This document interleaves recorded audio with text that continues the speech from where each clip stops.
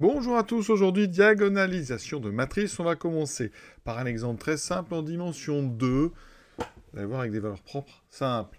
Donc première étape pour diagonaliser une matrice, c'est d'abord de calculer son polynôme caractéristique, donc qui a ici de x. Donc il faut savoir que c'est le déterminant donc de x fois l'identité, donc en dimension 2 moins la matrice A. Donc ça me donnera ici x moins 3, 2 moins 1x. On calcule tout de suite, donc x moins 3 fois x moins 2, donc ça fera ici moins plus 2. On obtient x carré moins 3x plus 2. Alors on voit une racine évidente, c'est 1. Donc notre caractéristique se factorise en x moins 1. La deuxième, ça sera donc 2, x moins 1 fois x moins 2. Je vous laisse vérifier. Donc on a un polynôme caractéristique qui possède deux valeurs propres qui est scindé. Donc, il est scindé dans R, donc cette matrice, elle va être diagonalisable. On le sait, c'est une condition nécessaire et suffisante. On remarque donc que le polynôme est scindé avec des valeurs propres de multiplicité 1, donc A est diagonale. Effectivement, c'est l'avantage quand toutes les valeurs propres sont différentes dans le polynôme caractéristique, eh bien, on a tout de suite la diagonalisation. Donc ici, le spectre donc de A, c'est donc 1 et 2. Ça, c'est la première étape. Maintenant, on va partir à la recherche donc, des sous-espaces propres. Alors là, c'est pareil, ça va être assez rapide parce que chaque valeur propre est de multiplicité 1. On est dans un espace de dimension 2, donc forcément, chaque sous-espace ici est de dimension 1. Pour trouver donc le sous-espace associé à la valeur propre 1, on va donc résoudre le système. On sait, alors il faut bien comprendre ce que vous êtes en train de faire. E1, ça veut dire qu'on cherche un vecteur qui par x, donc ici on va chercher une colonne, ax égale 1 fois x. D'accord? Donc comme on met le x à gauche, il faudra faire ici a moins l'identité. Donc là, on enlève 1 sur la diagonale, ça fait 2, ça fait moins 1. Les deux autres coefficients ne bougent pas. Et donc on met les lettres. Ça fait donc 2x moins 2y égale 0. 1x moins 1y égale 0. On résout. On sait de toute façon qu'on obtient un espace de dimension 1, donc les deux lignes doivent être proportionnelles, vous voyez bien. Les deux reviennent à x égale y.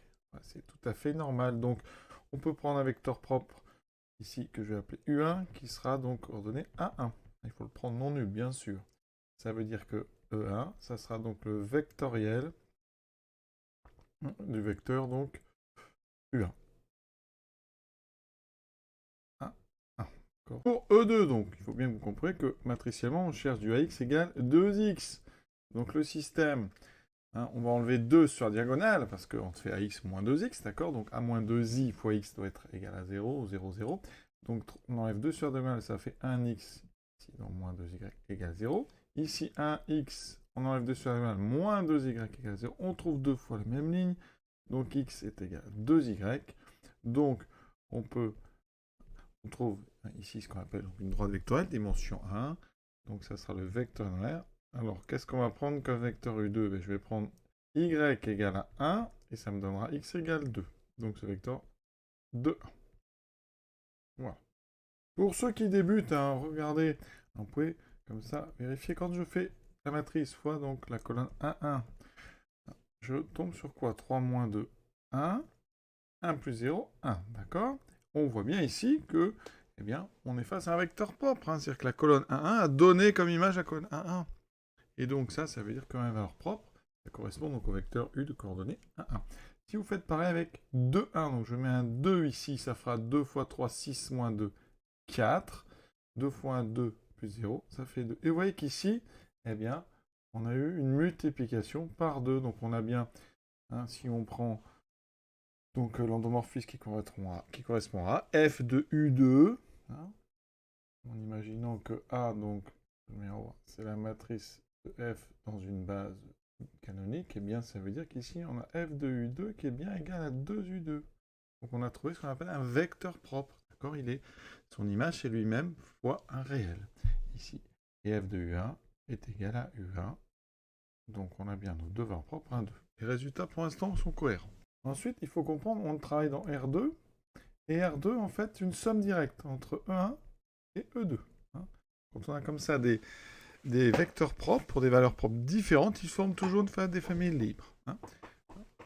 Donc ici, on va pouvoir décomposer R2 en E1 plus E2. Donc l'idée, ça va être de travailler dans une base, un bêta prime, qui sera la base fabriquée sur la famille U1, U2. Qu'est-ce qui se passe dans cette base? On va avoir une matrice. Dans cette base, de toute façon, je rappelle que pour l'endomorphisme, f de U1 vaut U1 et f de U2 vaut 2U2. Et ça, ça dépend pas de la base, ça dépend de U1 et U2. Ça veut dire qu'ici, la matrice de f dans bêta prime, ici en première ligne, vous avez l'image du premier vecteur, mais comme la base c'est U1 et U2, l'image de U1 c'est U1, donc ici vous allez mettre du 1 et du 0. Parce que f de U1 s'écrit 1 fois U1 plus 0 fois U2. Et pareil ici, vous aurez f de U2 qui vaut 2U2, donc dans ma base U2, eh bien l'image du deuxième vecteur c'est 2 fois lui-même, donc ça fait ici un 0 et un 2. Vous voyez bien qu'ici, dans cette base U1, U2, la matrice elle est diagonale. Et donc c'est ça qu'on appelle la diagonalisation. On a trouvé une base bêta prime composée de vecteurs propres, dans laquelle la matrice est diagonale. Alors évidemment, c'est pas toujours faisable. C'est faisable si on arrive à trouver une base formée de vecteurs propres, tous différents. C'est une base.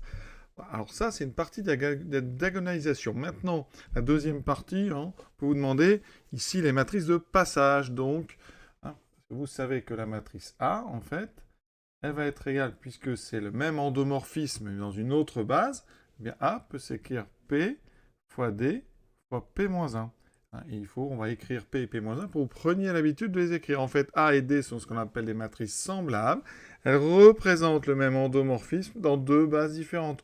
Donc l'idée de la réduction, c'est de trouver une base dans laquelle la matrice A va être beaucoup plus simple. Et il n'y a pas grand-chose de plus simple en matrice qu'une diagonale. Alors, je répète, ça n'existe pas toujours. On ne peut pas diagonaliser toutes les matrices, mais quand c'est le cas, c'est quand même très très pratique. Pour pouvoir trouver P et P-1, on va travailler en colonne. Donc U1, ça sera 1, 1. Et U2, ça sera 2, 1. D'accord? Une fois E1. La base canonique, c'est E1, E2. Donc U1, c'est 1 fois E1 plus 1 fois E2. U2, c'est 2 fois E1 plus 1 fois E2. La matrice P, elle s'écrit très simplement. Vraiment, il ne faut pas aller chercher loin. On va écrire juste, vous voyez, ici 1, 1 et 2, 1. Les coordonnées de U1 et U2 dans la base canonique. Ça, c'est la matrice P, vous voyez? Il faut s'en rappeler. P, c'est la matrice des deux qui est simple. Pour trouver P-1, je vais utiliser la méthode de Gauss-Jordan. Donc ici, on met la matrice P à gauche, l'identité à droite. Et on va transformer. On va faire apparaître ici un 0 à la place de ce 1. Donc on va remplacer L2 par L2 moins L1. D'accord? Donc là, ça va me donner 1, 2. Et donc, je vais faire ligne 2 moins ligne 1. Ce qui me fera, et je le mets en ligne 2. Ça me fait donc 0, 1 moins 2, moins 1. Et donc, de l'autre côté, eh bien, on fait la même chose. Donc là, j'avais 1, 0. Et je fais donc ligne 2 moins ligne 1. Donc, moins 1, 1. Maintenant, vous voyez qu'on a un moins 1. Donc, je vais faire la ligne 2 et je vais la multiplier par moins 1. D'accord? J'obtiendrai 1, 2, 0, 1. Donc, de l'autre côté, je fais pareil. Je multiplie la ligne par moins 1. Ça me fait 1, moins 1. Dernière étape, ici, j'ai un 2. Donc, je dois faire ligne 1 moins 2 fois ligne 2. D'accord? Et j'obtiendrai 1, 0, 0, 1. Donc, ici, je fais la même chose. 1 moins 1 ne va pas bouger. Donc, ligne 1 moins 2 fois ligne 2, ça me fera moins 1. Et ici, donc, 0 moins moins 2, ça fait 2. Et en fait, votre inverse, c'est la dernière matrice ici qu'on a à droite. Donc, c'est moins 1, 2, 1, moins 1. Oui, c'est très simple, cette méthode de Gauss-Jordan. Il y a une autre méthode pour inverser la matrice de 2, je vous la rappelle. Si vous prenez la matrice P, donc A, B, C, D, eh bien, si elle est inversible, c'est-à-dire son déterminant est non nul, c'est 1 sur D de P, on inverse ses coefficients diagonaux, on met des moins devant les autres. Donc ici, ça vous donne P moins 1 égale D de P, vous voyez. Donc 1 moins 2 moins 1. On inverse ces termes diagonaux, voilà, on rajoute un moins, un moins. Et donc ici, en multipliant tout par moins 1, j'obtiens moins 1, 2, 1, moins 1. C'est exactement ce que j'ai obtenu avec Gauss-Jordan. Il faut savoir faire les deux, c'est très pratique. La conclusion de tout ça, c'est que notre matrice A, c'est en fait PD fois P moins 1, donc 1, 2, 1, 1, fois donc notre fameuse matrice diagonale, fois l'inverse, moins 1, 2, 1, moins 1. Pour ceux qui ne croient pas ou qui ont des doutes, vous faites rapidement le produit en 2, 2, ça va très vite, vous voyez qu'on retourne bien. Ici, en faisant P fois D fois P moins 1, on retrouve bien la matrice A du départ. À quoi ça peut servir? Par exemple, ça peut servir à calculer la puissance n, parce qu'à puissance n, on peut montrer très rapidement Donc ça fait P d puissance n, P moins 1. D'accord? Donc, d puissance n, comme c'est une diagonale, d puissance n, hein, pour n entier, on montre que c'est 1 puissance n, 0, 2 puissance n. Vous voyez? C'est-à-dire qu'après, vous mettez ça ici, et rapidement, vous aurez, en faisant deux petites multiplications, l'expression de n. Hein, évidemment, je précise, hein, donc n appartenant à grand N. Voilà, une petite diagrammation sympa en 2-2 pour vous apprendre un petit peu les rudiments.